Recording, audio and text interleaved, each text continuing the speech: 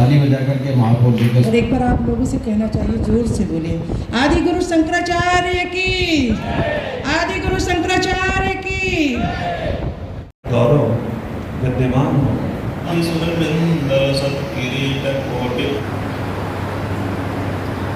आपको समझ बिना धर्म के भी जीवन जिया जा सकता है।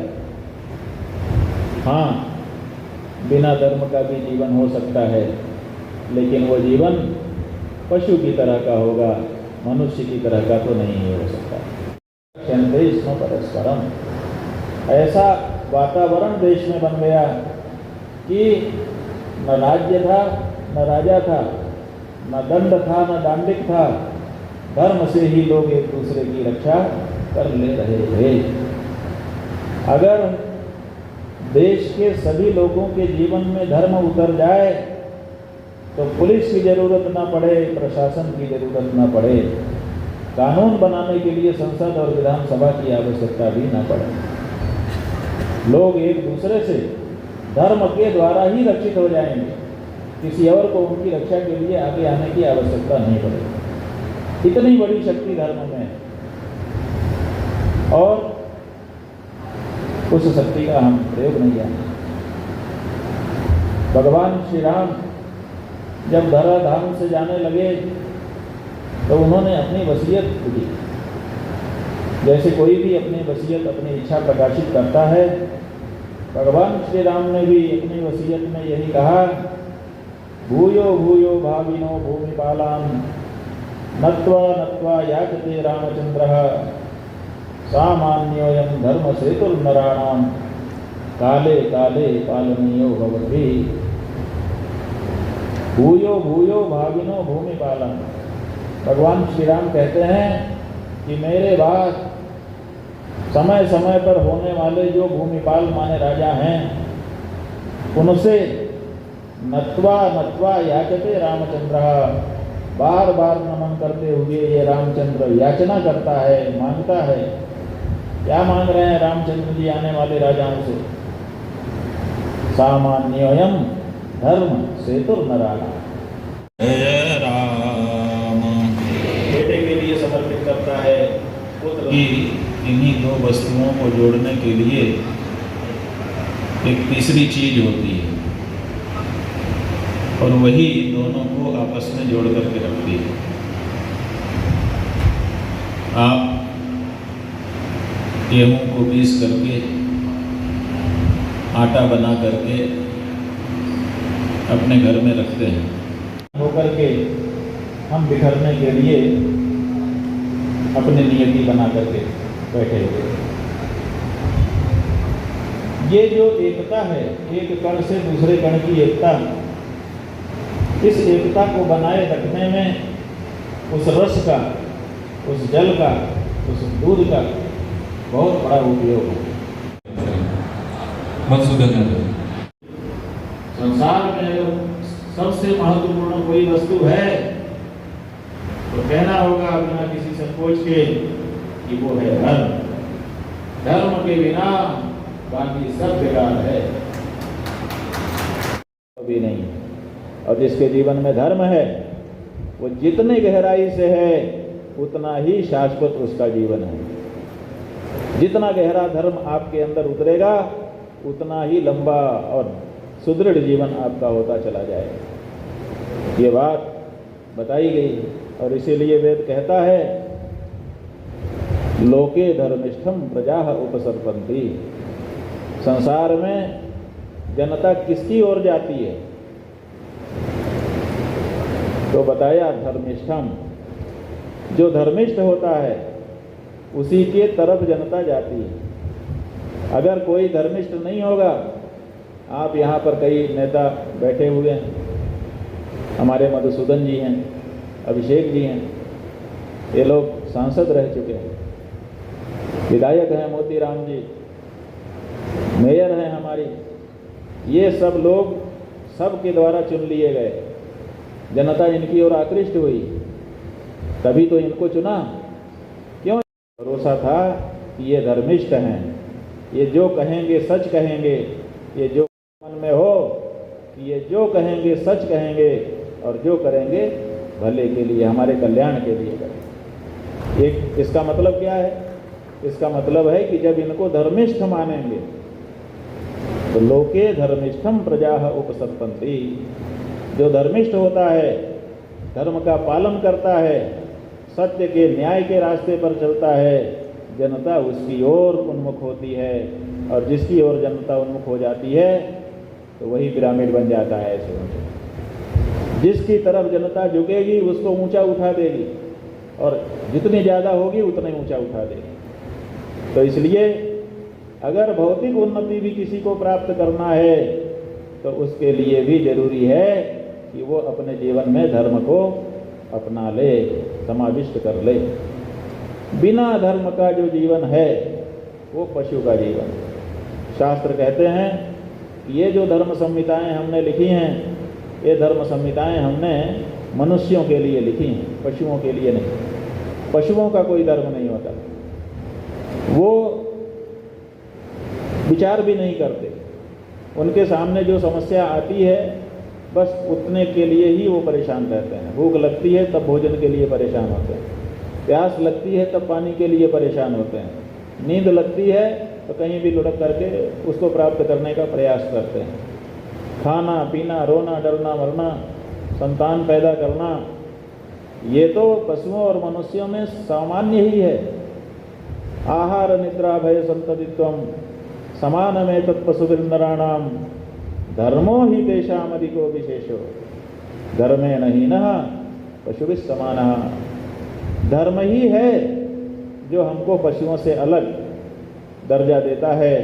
अगर धर्म हमारे जीवन में ना हो तो बिना सींग पूछ के पशु हम माने जाएंगे। इसलिए धर्म का बड़ा महात्म्य है। लेकिन ये जो धर्म है इसकी क्या विशेषता है? ये जो धर्म है ये हमारी रक्षा करता है, हमारा रक्षक है, हमारे अस्तित्व को समाप्त नहीं होने देता। हमारा अस्तित्व क्या है? हमारा अस्तित्व हमारा जीवन है। ये जो जीवन हमको मिला हुआ है ये होता है समय से जो सोता है, समय से जो जागता है, जो हित खाता है, मित बोलता है, उसका स्वास्थ्य अच्छा होता है। स्वास्थ्य अच्छा होने का मतलब है कि लंबे समय तक हमारा जीवन सुरक्षित रहता है। तो हमारे जीवन की रक्षा धर्म करता है और इसी तरह से हमारे अस्तित्व की भी रक्षा करता है। लेकिन कौन सा धर्म हमारी रक्षा करता है? जिसका गान वेदों में पुराणों में किया गया है वो नहीं। वो तो धर्म है लेकिन हमारी रक्षा नहीं करेगा।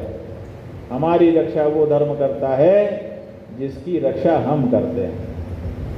धर्मो रक्षति, धर्म रक्षा करता है, लेकिन कैसा धर्म?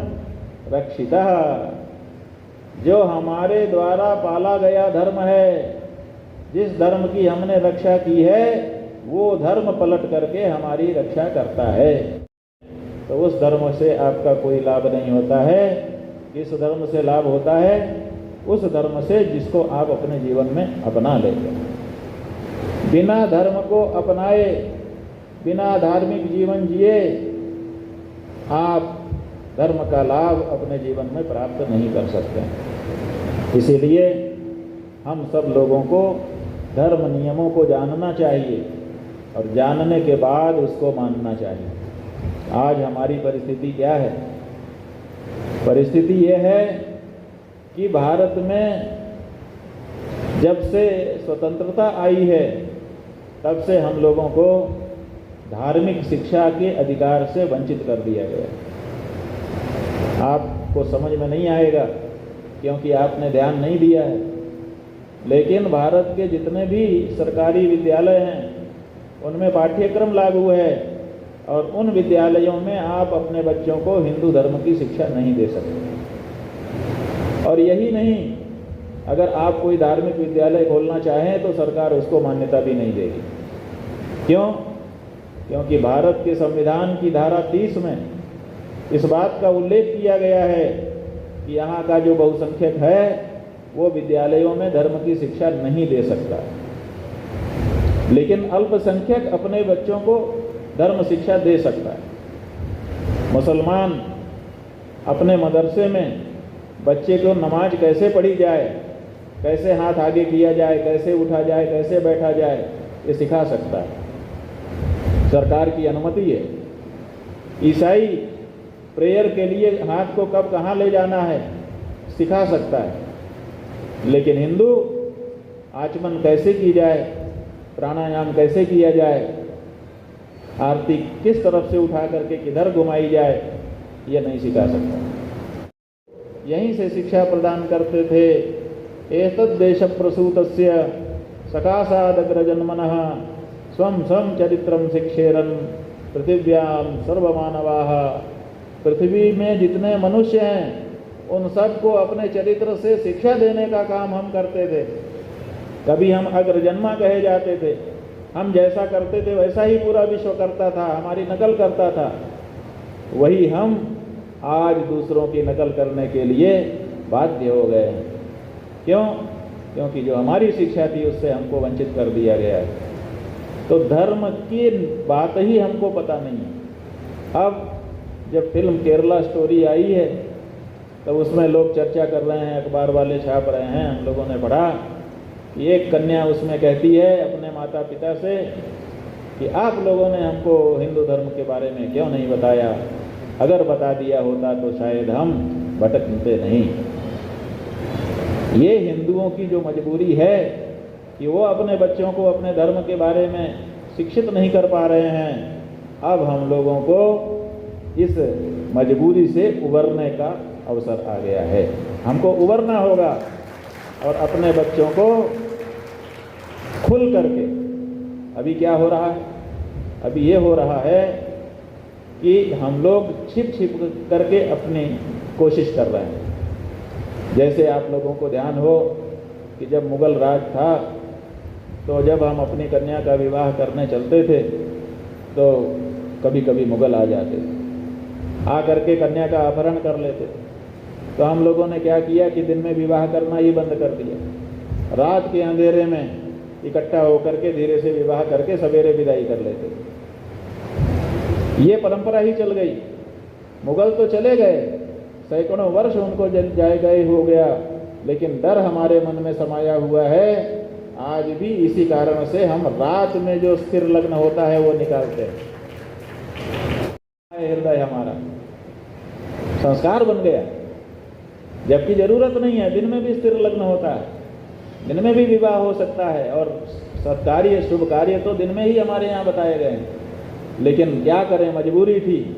उसी तरह से देश के आज़ाद हो जाने के बाद क्योंकि संविधान में ऐसी व्यवस्था बना दी गई तो हम लोगों ने सोचा अपने धर्म की शिक्षा कैसे दें, तो हम लोगों ने माहेश्वरी भवन बना लिया। अब माहेश्वरी भवन बना के इसमें अंदर हॉल बना लिया, इसमें बैठ करके किसी आचार्य को बुलाते हैं, किसी वक्ता को बुलाते हैं, किसी धार्मिक नेता को बुलाते हैं और कहते हैं भैया जो बता सको बताओ, तो वो बताता है। इसी तरह से गाँव में हम लोगों ने पंडाल लगा लगा करके, मंच बना करके वहाँ पे कार्यक्रम शुरू कर दिए। तो वहाँ हमारे व्यास जी जो सबसे बड़े गुरु हैं, उनकी किताबों को, उनके ग्रंथों को पढ़ पढ़ करके जो व्यास आज के उनके व्याख्याता आते हैं, वो लोग थोड़ा सा पुराणों से, स्मृतियों से धर्म को हमारे बीच में व्याख्यायित करते हैं। उसी से थोड़ा बहुत जो हम जानते हैं वो जानते हैं। इसके अलावा दूसरा कोई स्रोत इस समय हमारे पास नहीं रह गया। कि थोड़ा बहुत तो हम जान रहे हैं, लेकिन कौन सा आचरण किस कारण से किया जा रहा है, इसका हमारे जीवन पर क्या प्रभाव पड़ने वाला है, ऐसी गहरी व्याख्या हमको न तो सुनने को मिल रही है, मर्म को बिल्कुल नहीं जान पा रहे। और इसीलिए जब कहीं कोई डिबेट चलती है बच्चों के बीच में, तो हमारे बहन भाई वहाँ पर थोड़ी देर चर्चा करने के बाद चुप रहने के लिए बाध्य हो जाते हैं, और जैसे ही वो चुप होते हैं दूसरा उनके ऊपर चढ़ जाता है और अपनी चीज़ को, चाहे वो कैसी भी हो, उसको लाद देता है और धर्मांतरण शुरू हो गया है। धर्मांतरण काहे के लिए हो रहा है? धर्मांतरण इसलिए नहीं हो रहा है कि लोगों का जीवन धार्मिक दृष्टि से ऊंचा हो जाए।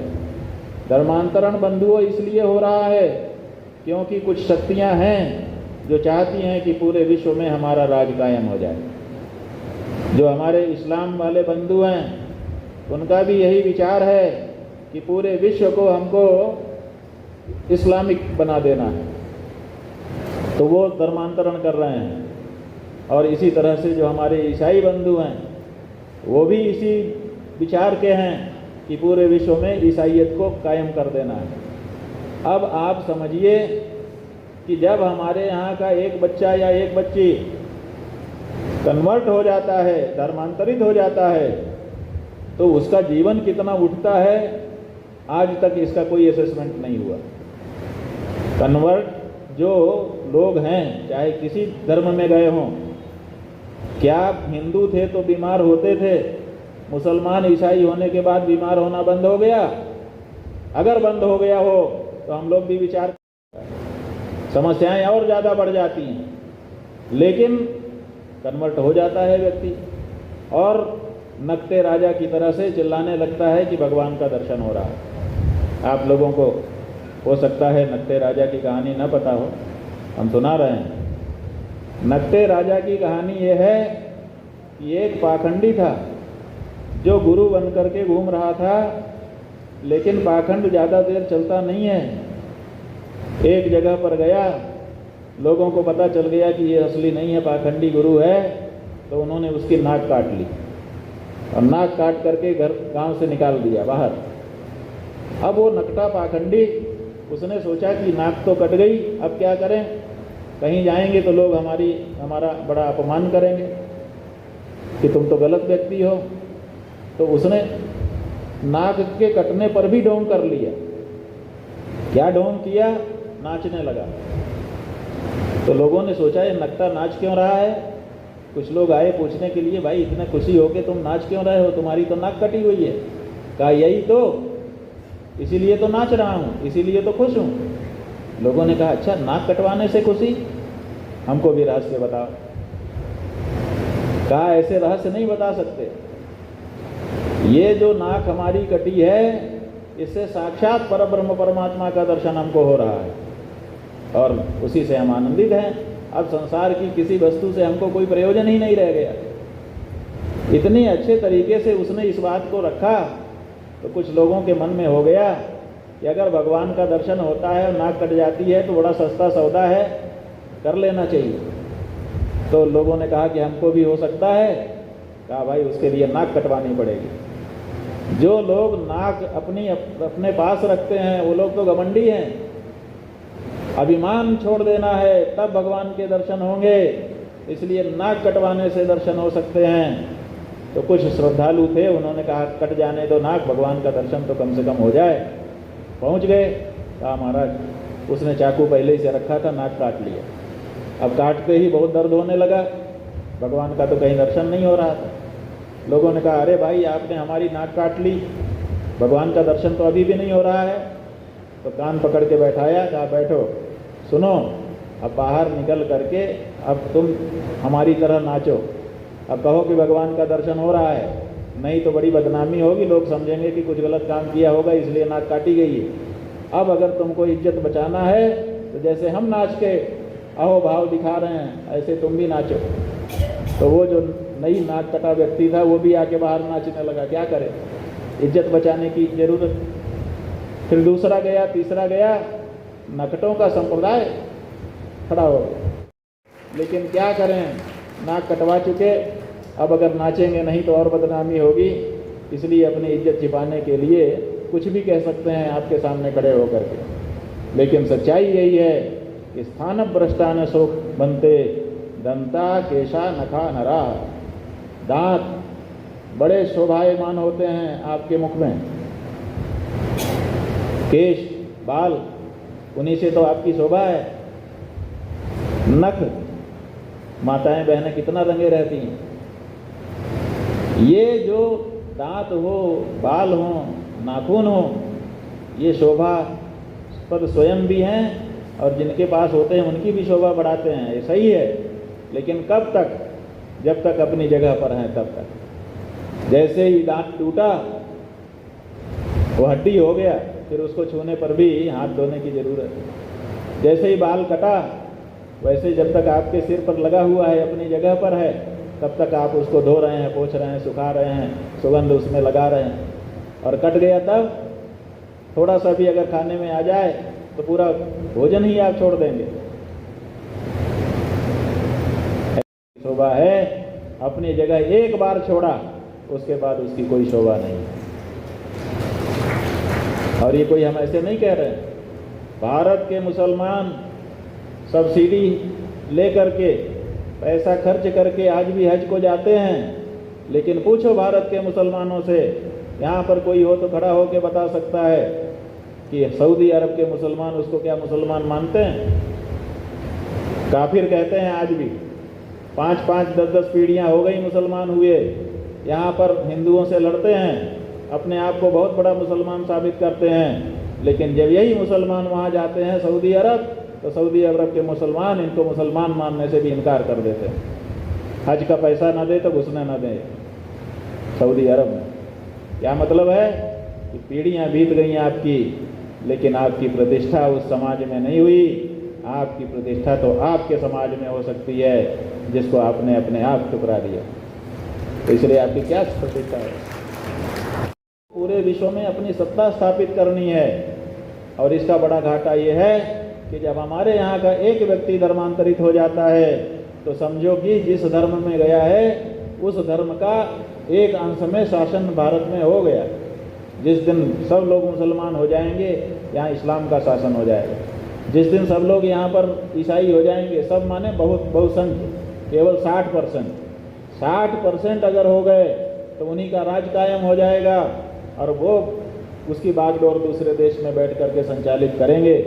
इसलिए भारत के लोगों को अगर अपना स्वराज्य बनाए रखना है, भारत के लोगों को अगर भारत का राज्य स्थापित रखना है, अपने राज्य में जीवन बिताने की इच्छा आपके मन में है, आप ये चाहते हैं कि आपके आने वाली पीढ़ी भी अपने राज्य में रहे, तो आपको अभी से सजग हो जाने की आवश्यकता है।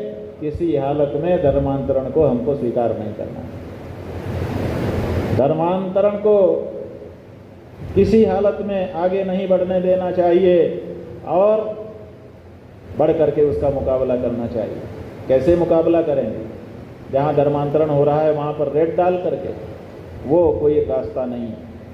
वो फौरी रास्ता हो सकता है लेकिन अंतिम रास्ता नहीं है। अंतिम रास्ता ये है कि अपने बच्चों को धर्म के बारे में खूब अच्छी शिक्षा दे दो, इतनी अच्छी शिक्षा दे दो कि बड़ा से बड़ा पादरी आ जाए, बड़ा से बड़ा मौलवी आ जाए, आपके बच्चे से बात करे तो वो मौलवी कन्वर्ट हो जाए, वो पादरी कन्वर्ट हो जाए, आपका बच्चा जहाँ का तहाँ बना रहेगा। जो झारखंड में छोटा नागपुर का इलाका है, सिंहभूम जिला, वहाँ के पूरे ज़िले में मिशनरी अपना काम कर रही थी। कन्वर्जन बहुत तेज़ी से हो रहा था। गुरुजी महाराज ने जंगल में अपना आश्रम बनाया और वहाँ पर गांव-गांव जा कर के काम करने लगे। स्वधर्मानयन अभियान के माध्यम से जो बच्चे भटक गए थे उनको अपने धर्म में वापस लाने लगे, तो परिणाम बहुत दूसरा हो गया। पूरे के पूरा गांव वापस हिंदू धर्म में आ गया। और जब पादरी आया उसने कहा कि आओ सब लोग प्रेयर करना है, तो उन सब लोगों ने इकट्ठा होकर के कहा कि महाराज अब आप जाइए, अब हमारा पादरी आ गया, अब हम उसी के साथ प्रार्थना करेंगे, आपकी ज़रूरत नहीं। आप आइए कन्वर्जन करिए, लेकिन हमारे भोले भाले गांव के लोगों के साथ नहीं, हमको पहले कन्वर्ट करिए। शंकराचार्य हम हैं, धर्माचार्य हम हैं, आपको हम आमंत्रित करते हैं कि आप आइए, अपने धर्म की विशेषताएं बताइए। अगर आपका धर्म श्रेष्ठ हुआ और सच में धर्म साबित हो गया तो हम कन्वर्ट हो जाएंगे। और अगर हम कन्वर्ट हो गए, शंकराचार्य कन्वर्ट हो गया, तो लाखों लाख लोग एक ही दिन में आपको कन्वर्ट होके मिल जाएंगे। आप हमको कन्वर्ट करिए। लेकिन आज तक कोई धर्मांतरण करने वाला पादरी, कोई धर्मांतरण करने वाला मौलवी आकर के शंकराचार्य को कन्वर्ट करने की हिम्मत नहीं करता है, क्योंकि जानता है कि इनके सामने हमारी माया नहीं चलेगी। वो भोले भाले हमारे ग्रामीण लोगों के पास जाता है और जा करके उनको कहीं लोभ दे करके, कहीं प्रलोभन दे करके, कहीं बरगला के, कहीं भ्रम में डाल करके धर्मांतरित करने का प्रयास करता है। और वो भी धर्मांतरित हो जाते हैं। क्यों? क्योंकि उनको पहले भ्रमित कर देते हैं, उनको समझ में नहीं आता, उनको लगता है कि इनका रास्ता अच्छा है और अच्छा रास्ता है तो कोई भी जाना चाहेगा। लेकिन रास्ता अच्छा हो तब, रास्ता कौन सा अच्छा है ये बात सर्वविदित है। महाजनो ये न गतः सपंथा, जो महाजन हैं, महान पुरुष हैं, उन्होंने जिस रास्ते को अपनाया असल में वही रास्ता है। नान्यः पंथा विद्यते अयनाय, दूसरा कोई रास्ता है ही नहीं। हमारे राम ने जिस रास्ते को अपनाया, हमारे कृष्ण ने जिस रास्ते को अपनाया, हमारे शंकराचार्य जी ने जिस रास्ते को अपनाया, रामानुजाचार्य, वल्लभाचार्य, निम्बारकाचार्य ने जिस रास्ते को अपनाया, ये बहुत बड़े बड़े विद्वान थे। इन्होंने समझ बूझ करके इस रास्ते को अपनाया। जिस रास्ते को इन्होंने अपनाया असल में वही हमारा रास्ता है, दूसरा कोई रास्ता हमारा हो नहीं सकता है। इसलिए हम लोगों को निरंतर इस बारे में सचेष्ट रहने की आवश्यकता है। धर्म हमारे जीवन का भगवान का दिया सर्वश्रेष्ठ उपहार है, उसको हम लोग अपने जीवन में अपनाएं और अपना करके उसका लाभ अपने जीवन के लिए प्राप्त करें। देखिए, आप कहते हैं कि राजनांदगांव संस्कार धानी है, ये संस्कार है क्या? ये संस्कार माने धर्म ही है। संस्कार दो तरह का होता है, एक मलापकर्षण और एक विशेषाधान। माने जो गंदगी है उसको पहले हटा देना और अच्छी अच्छी चीज़ें ला करके रख देना। अपने जीवन में जब हम दुर्गुणों को हटा देते हैं और सद्गुण अपना लेते हैं, शंकराचार्य पद पर हमारा अभिषेक हुआ तो हमने सोचा कि हमको भी छत्तीसगढ़ को कुछ देना चाहिए। फिर मन में आया कि हम क्या देंगे, हम तो भोजन भी आप ही लोगों से लेते हैं, वस्त्र भी आप ही लोग देते हो, हमारे पास अलग से क्या है जो हम आपको दे सकते हैं। तो हमने सोचा कि छत्तीसगढ़ प्रदेश के नाम में 36 संख्या है, इसी से जुड़ा कुछ करना चाहिए। तो हमको ध्यान आया कि यहाँ के लोग बड़े पुराण के प्रेमी हैं, जगह जगह पुराण कथा का आयोजन होता रहता है। तो हमने सोचा कि 18 पुराण हैं और 18 उप पुराण हैं, अगर दोनों को मिला दें तो 36 हो जाता है।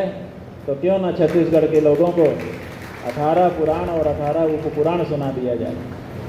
तो हम ये सुना रहे हैं, 4 हो चुके हैं, 32 अभी बाकी हैं। आगे हो सकता है ऐसा कोई अवसर लगे तो हम लोग यहाँ भी आएंगे और आपको भी पुराण सुनाएंगे। बहुत आनंद हमारे मन में है। आप सब ने ये श्रद्धा के साथ, भक्ति के साथ, प्रेम के साथ यहाँ पर हमारा स्वागत किया। सम्मान, आप सम्मान आगे बढ़ा रहे हैं। वो बात केवल हमारे धर्म में है कि जो इसको अपना ले वही धन्य धन्य हो जाए।